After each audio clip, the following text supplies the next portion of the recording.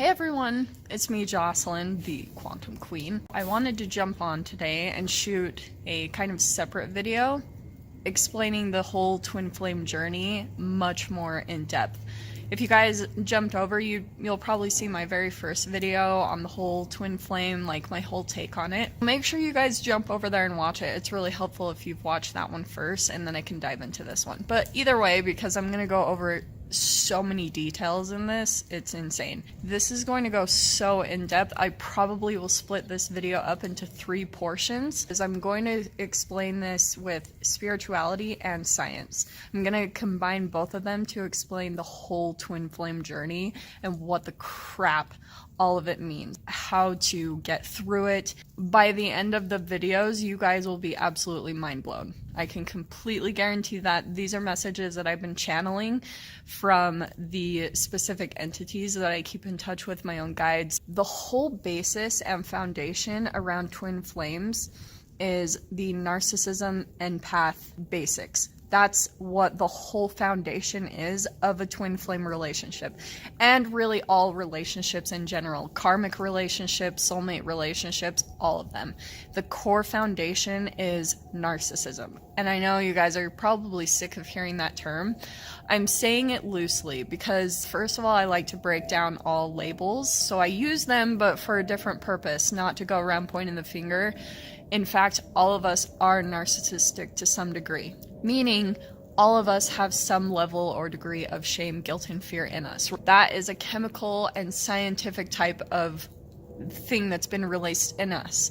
It's a brain chemical. There's a brain chemical specifically tied to whatever emotion you experience. So that's all your emotions are. They are just chemicals stored within the cells of your body. Now, at the core, we are made up of 7 times 10 to the 27th atoms. We have about 37.2 trillion cells in the body. Each one of those cells consists of about 100 trillion atoms. So you have to understand that even your brain chemicals, they are actual molecules. They're atoms that have been put together that have a specific energy and vibration to them.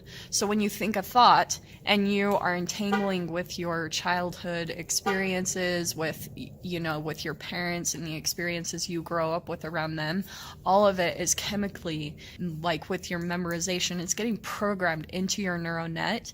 Your neural net is actually creating like biophotons and then creating these brain chemicals in your hypothalamus that will get released to the rest of your body. Understand that foundation. So that's why I say all of us are narcissistic to some degree. It's because all of us have some level or degree of shame, guilt, and fear stored inside of us. And we all kind of have this grandiose image to cover up that shame or that vulnerability. We all at some level or degree want to keep that hidden and protected, because it's such a low vibration. So that's what in the first place will create a split aspect within yourself. They're 2 separate vibrations. When you're in an illusion and you're not confronting your own brain chemicals of shame, guilt, and fear stored in your cells, they're literally stored in your cells. What we perceive to be emotions are just brain chemical releases stored in your cells. It's important to understand the vibrational core of that. So an empath and a narcissist, like I said, is the foundation of twin flame relationships. An empath grew up in a narcissistic family dynamic relationship, had a narcissistic parent. I'm going to say that straight up. Meaning that that's the reality that we all grew up around. At some level or degree, we all were raised with that we were raised kind of with the expectation that we would follow in the same exact footsteps and direction as our parents. That seems kind of natural. That's how people are in general. But the problem is, so narcissists, they operate from shame, guilt, and fear. They also operate from a fear of rejection and a fear of abandonment. This is just a complete vibrational reflection of the fact that they have abandoned themselves, which we all do to some extent. Like, I do that sometimes, where with my observation, I care about what other people think more than what I think or what my wants and needs are. Or I might want to do things to please other people, and then I actually kind of neglect myself and my own needs because that's the way we're raised in our society. We're raised with the expectation to please other people, to care about the opinions of other people. That's part of that shame, guilt, and fear. With this fear of rejection and fear of abandonment, this is what happened. Now, you have to understand that when we grow up around our parents, because of quantum physics, we're constantly entangling with every single piece, every single aspect of them. That is our main relationship that we are observing when we are children. Okay, we are watching our mother and father. We are watching the dynamic of our siblings. Each thought your mother has while you are in her womb, you are entangling with that. You are in her. Whatever thoughts she's thinking, if she has any thoughts around shame, guilt, and fear, she's having brain chemical releases. Her brain is putting together amino acids, and we need 20 amino acids for our survival. She's putting together those amino acids plus the 9 essential amino acids she could or could not be getting from food, which more than likely not because of our environment, because we have so much processed food. If she's not getting the exact amino acids that she needs, and she's thinking a crap load of thoughts based around shame, guilt, and fear, fear of rejection, fear of abandonment, all of that is going to get programmed into the fetus, because the fetus they're starting to get an observation, and they're starting to entangle with everything that the mother is experiencing. The mother is completely creating the fetus and the baby based off of these low vibrational emotions. So this is why in the first place, a baby, their organism is low vibrational. It's a particle-based body. This body, it's particle-based. It has low abilities. It can't do things like be a wave. In quantum physics, our observation affects an electron to be able to act like a wave or a particle. This is a particle-based organism because it was created off of the low vibrational emotions of shame, guilt, and fear. Those are the amino acids that came together to create this organism in the first place. So you have to understand that that's already programmed into all of us as human beings. We experience fear, all of us, at some level or some degree. So that's what's created our organism in the first place. So at whatever degree you had a parent that had these fears of rejection and abandonment, you will take on those same exact patterns and fears and thoughts and everything into your own relationships as you get older and older. We think that children are innocent because they are. They haven't had the momentum of a ton of relationships and experiences to keep triggering those same exact brain chemical releases. That's why children appear to be more pure. It's mainly because they haven't had the momentum gathered yet, but they will into adulthood. And with each generation that's going on and on, these patterns are getting more and more painful because it's accumulating in the cells. This low vibrational energy and these low vibrational brain chemical releases, they're literally getting stored in your cells, because your cells, when you have an excess amount of a chemical coming into it, it will create even more receptors to take on that specific energy. So say like cortisol, there's a receptor just for cortisol. So if you're thinking an excess amount of stressful thoughts that are creating cortisol, your cells will create millions, tons of receptors that take on cortisol and only that chemical. So this is how your cells vibrate at a stressful cortisol level.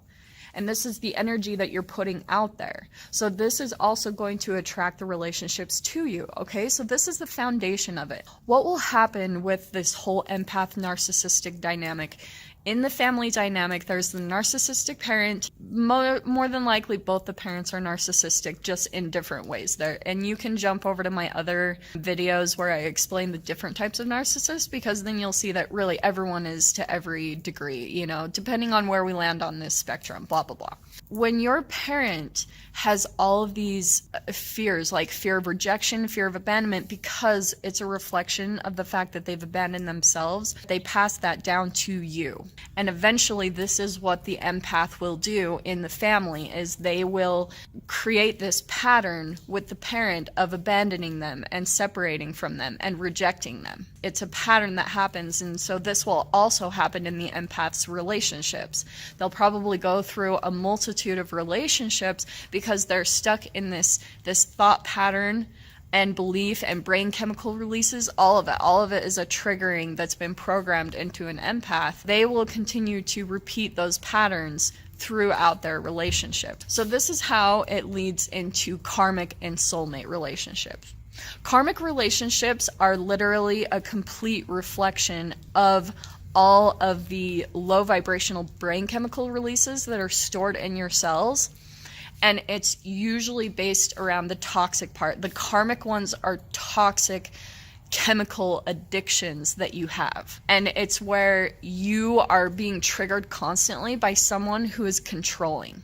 As an empath, this is what happens. So you'll come into a relationship. This is what a karmic relationship is. You'll come into a relationship with someone that you perceive to be a narcissist, and they probably are, because we all are to some degree. They will be very controlling of you. And it will remind you of your parents, because they have all of these fears of rejection and abandonment. You are literally attracting someone who's exactly like either your parents or your siblings, because all of them are going to trigger all of these like unhealed aspects within us. You will separate and abandon this narcissist who's controlling over you as an empath.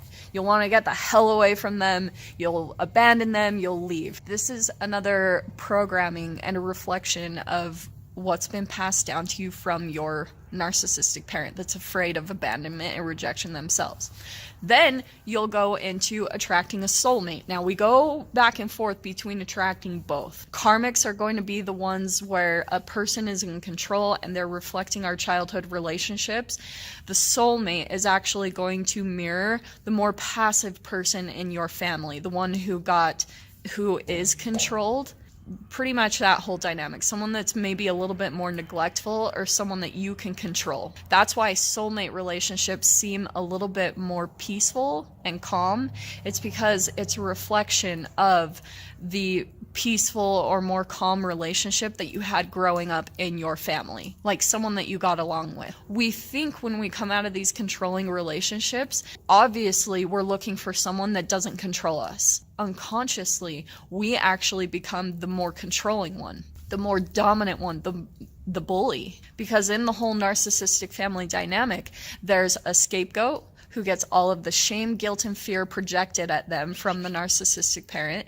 And then there's the golden child, or the bully, the one who is charismatic and gets their way on everything. Both are complete reflections of the narcissistic parent. The scapegoat, or empath, is a complete reflection of the shameful, guiltful, and fearful parts of the narcissistic parent. It's a complete projection, a complete duplicate of them, and this is why the empath gets so much shame, guilt, and fear projected at them all through their childhood, why they entangle so much with that. It's because it's a complete reflection of the shame, guilt, fear parts that are kind of stored and programmed in the narcissistic parents' subconscious mind, okay? The shadow aspects of them. Now, the golden child, or the bully, they are a complete reflection of the illusion and the grandiose image that the narcissistic parent has. The golden child, or the bully, they have learned that the way they can cope in that whole dynamic is they have to fit the narcissistic parent's needs. So they learn to be whatever the parent wants. They follow along in their footsteps. They do everything that the parent wants. They also still have shame, guilt, and fear programmed into them. They just found a different way of learning. This is the other part that I wanted to explain, like, how does an empath get created? So an empath gets created from a very specific combination between thought processes and brain chemical releases behind them. They operate from fear of rejection and fear of abandonment, okay? All these fears. And this is how an empath can land anywhere in the family. It's because a lot of the time it ends up, an empath ends up being the baby of the family if there's multiple children, or if there's just one child, then it's going to be that one single child that gets everything. So blessings to you. Like, my heart goes out to you if you were the only child. But it doesn't get any better with multiple siblings, I'll tell you that for sure. The narcissistic parent, from the chemical releases and thought processes that they're experiencing, and when they're creating a baby in their womb, an empath gets created because the narcissistic parent will have a very specific thought that this might be their very last child. A narcissistic parent in the first place has children to fit their needs. It's so they won't be abandoned. This is also, again, this is going to make so much sense. I'm going to dive into this with the whole, actually, I think I'm going to stop it right there. And this is going to be part 1. Jump over to the next one. I'm going to do a part 2 because this next part is going to get much more extensive. So jump over to the part 2 and I'll finish explaining everything. Thanks so much, guys.